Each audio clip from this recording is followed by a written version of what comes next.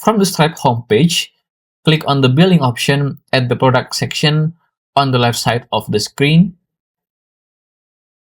Then choose on subscription option just below it.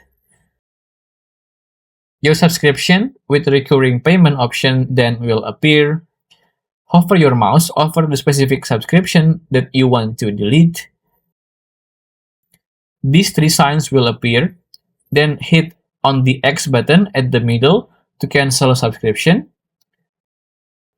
You may cancel it right away by choosing immediately option, or remove it at the latest billing period, or just customize the date as you prefer over here to delete subscription.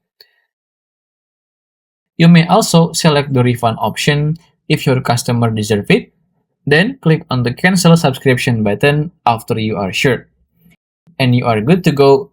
Subscription already deleted. If you still have any question, just comment down below and I will try my best to guide and help you guys. If you find this video useful, please consider like and subscribe.